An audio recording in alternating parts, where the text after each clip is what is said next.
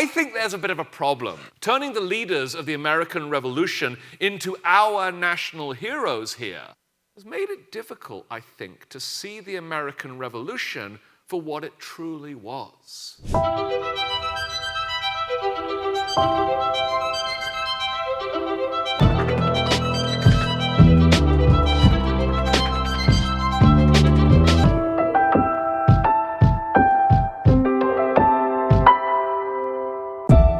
Fathers are everywhere, even today. They still, let me assure you, dominate high school history curriculums.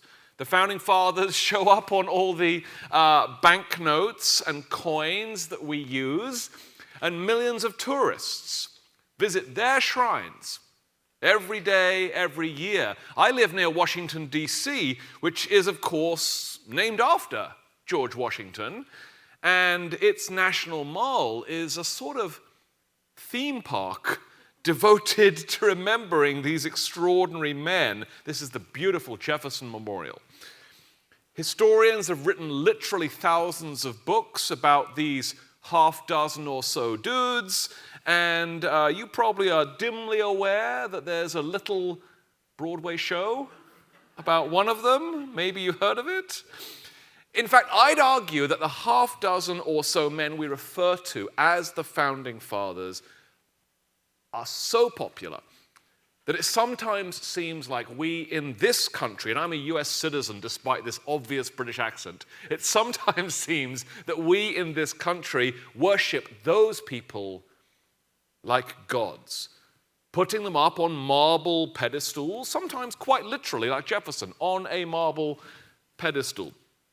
Over the years, I think we in America have slipped into the habit of treating men like Jefferson and Hamilton and Washington and Madison and Franklin as almost superheroes, near-perfect men whose pronouncements demonstrate a wisdom and an intellect that is almost divinely inspired.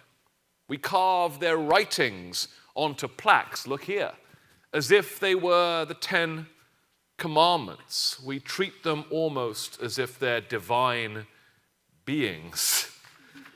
Notice that while Washington's quite happy to go to heaven to give God advice, Franklin doesn't want to go. But I think there's a bit of a problem with this sort of founders' worship.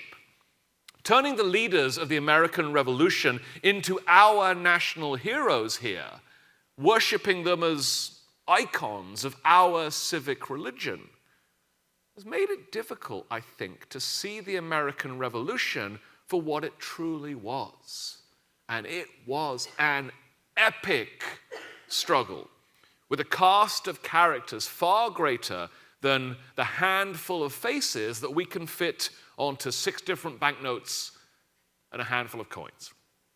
So for these reasons, I'm going to spend my limited time with you this morning telling some stories about some of the many other men and women who peopled the American Revolution.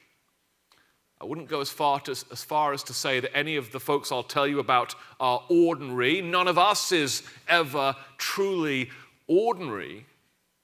But the folks I'm going to tell you about certainly didn't enjoy the special privileges afforded to folks like Franklin and Washington by virtue of their wealth, prestige, or political authority.